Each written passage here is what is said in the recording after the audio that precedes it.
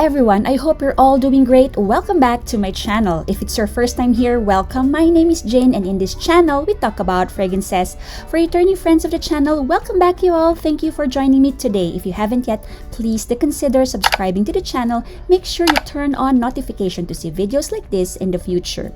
Today, I will talk about the 5 fragrances I brought with me for a weekend trip to Baguio City. For those of you who may not know, Baguio is a city in the north of the Philippines with a cool climate owing to its being 4,800 feet above sea level, with temperatures around 25 to 27 degrees Celsius during the day in March, falling to about 16 degrees at night. I got to wear some fragrances I would otherwise reserve for the cooler months or for travels to temperate countries. I would like to quickly show you how I pack the perfumes. I have here this Kayali fragrance bag. This, you guys, is very convenient for travel.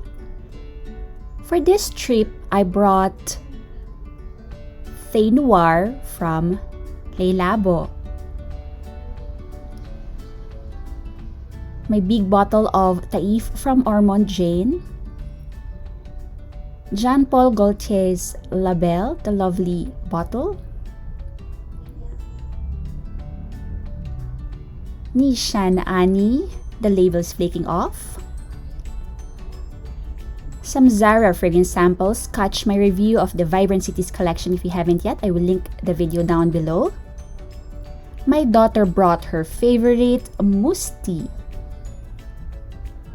And lastly, I brought this lovely red bottle of Passione Intense that's new to my collection.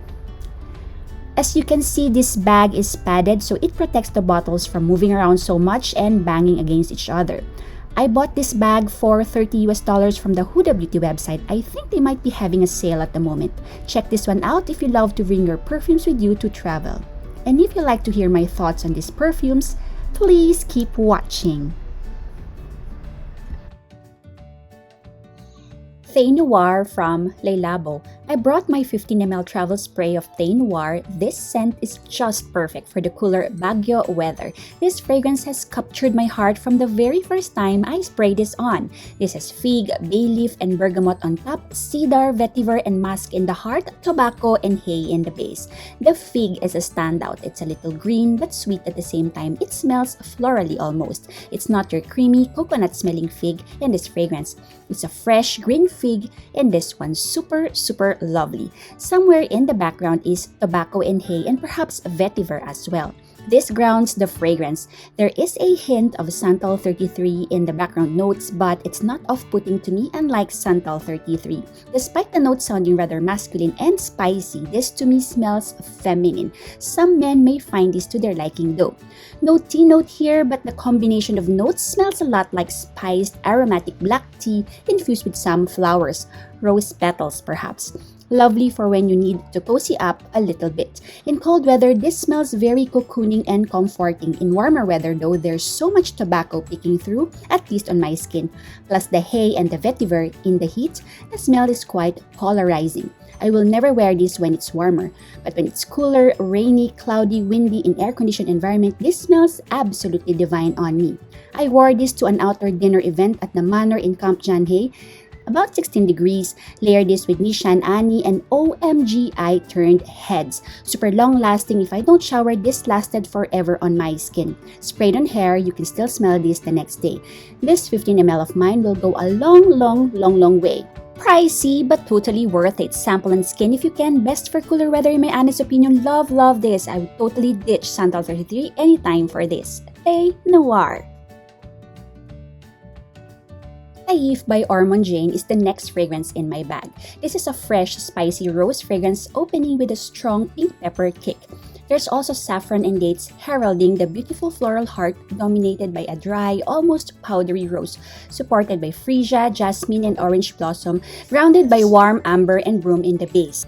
The pink pepper here is rather strong. It's not going to make you sneeze or something, but it is really distinct in here. So if you do not like pink pepper, stay away from this one. The rose is fresh but not the transparent rose water type smell. It's a little sweet but not deep or jammy. It is rather dry, but not in a potpourri sort of way though.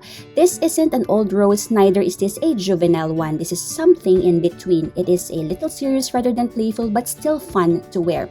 Overall, making this fragrance unique and special in my opinion. I felt like the creators or the perfumers have wanted the rose to come across this way like nothing else. This is so special. The amber gives this composition warmth and depth, making this perfect for cooler weather, not necessarily just for the evening. As this develops, this fragrance smells very Middle Eastern to me. I suppose a fragrance named after Taif, a city in Saudi Arabia where a certain variety of rose is grown, would smell rightfully so. This fragrance was intended for evening and glamorous occasions, but there's this freshness about this that will do great for cooler spring-autumn days. Or in my case, for a day out touring Baguio City, I'd say this is pretty versatile for cooler days, indoors, aircon environment, or for night, more formal than casual, I should say. I've worn this casually though to an early morning trip to pick strawberries with my daughter. This smelled quite right for the occasion. If you love roses but are tired of the usual run-of-the-mill rose fragrance, get your nose on this one. This will surely tickle your noses. Third fragrance in the bag is La Belle Eau de Parfum. This is a bold, sweet, fruity vanilla perfume that I love wearing in the cold as well. I switched to this perfume in the late afternoon to visit some friends in the city. Right off the bat, this is a very sweet fragrance, but this opens rather fresh with bergamot and pear. Middle notes are some indistinct florals and a touch of leather, which frankly is imperceptible to my nose, drying down sweeter and deeper with vanilla vetiver, amber, and musk. I always feel sexy when I spray this on. The sweetness in here is very alluring and sultry and playful, yet warm and comforting at the same time. By all intents and purposes, this is a going out scent, but in the cold, this is just as comforting and cocooning. You get wafts of sweetened pear admixed with warm ambery touches, gourmand vanilla, and powdery musk. Your heart is full. I can never wear Victor and Rolf's Flower Bomb, but this is totally up my alley. This is just a sweet, cloyingly sweet almost, but I'm guessing the pear made all the difference. This in air-conditioned environment also did well. In fact, I fell in love with this scent while testing this out in the mall. Outdoors, warm weather, this would be way too cloying. I'm really looking forward to the fresher flanker Fleur Terrible. The deeper flanker La Belle Parfum is likely way too much for our local weather, so I am skipping that one. Visit the Jean Paul Gaultier's counter in local department stores if you're looking to test this one out. Nishane Ani, another perfect scent for cooler weather. This starts off quite punchy with some spices including ginger, pink pepper, and cardamom. There's almost like a fresh herbal minty quality to this in the opening, and to my nose is very reminiscent of a man's aftershave. This is the reason why I layer this with Thé Noir to somehow offset that masculine opening. But give this about 15 to 10 minutes and this develops into one of the loveliest vanilla on skin. A little powdery, definitely sweet, still a little spicy, green vanilla perfume like no other. This is very addictive, a big compliment getter, a total head turner. When someone smells this on you, he or she is gonna want to talk to you. I wore this outdoors to a dinner event layered with Thé Noir from Labo, and oh my goodness, even I myself couldn't stop smelling my wrist. I can't stop smiling when I catch wafts of this in the air. Lovely trail you leave behind, luxurious, expensive, classy smell. What else can I say? You do have to wear this in the right season or weather because I think this shines best when it's cooler or colder. I love this for the dry down, which frankly is the longest lasting on my skin. Spray this on clothes and you are going to get hints of this perfume even after one wash. Very potent, control your spray especially for indoor events. I went crazy though because it was an outdoor event in 16-degree weather. Anything less than 8 to 10 sprays simply won't do. And because there were health requirements like physical distancing and mask in place, I wasn't at all too worried. I wasn't choked out myself even if I oversprayed. But do be mindful of the sprays when you first test this out. If you haven't yet, get your nose on this one. I know this was hyped in 2020, 2021, but I guess all for good reasons. Totally worth the price, niche quality and niche smelling, unisex and great for the cold. Nishane Ani. This last one is fairly new to my collection. I finally purchased a bottle of Passione. I originally intended to buy the eau de parfum, but after smelling this intense version in store, I knew this is the one for me. Heidi from Scented Heaven Fragrance Review also recommended this over the original. While the eau de parfum is more tart and fruity, this is more creamy and vanilla-y, opening with blackcurrant syrup with a barely there jasmine heart note. I guess this is what lends the composition a little soapy character. In the dry down, there's musk, patchouli, cedar, and vanilla. Among the C line, I only vibe with Passione. The others are too sheep, has too much patchouli, or too musky for me.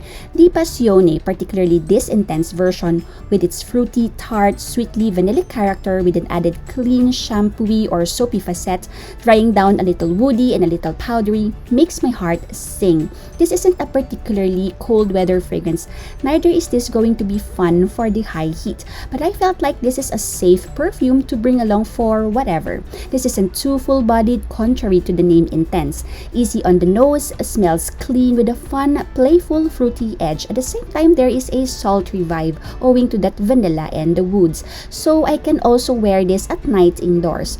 Oversprayed because this isn't loud or offensive. Will project a little beyond arm's length when newly sprayed, and then this is closer to skin. Pretty versatile. I think you can even wear this to the office on a chill day, if there's even a chill day at the office. I am looking forward to sample the Eclat version newly released, and it's not out yet here in the Philippines. This, by the way, I got for a 20% price off at Rustan's back in January or February, was it? You can easily get this now at a discounted price. Passione Intense, wonderful fragrance this one. Plus, the bottle is simply lovely to display.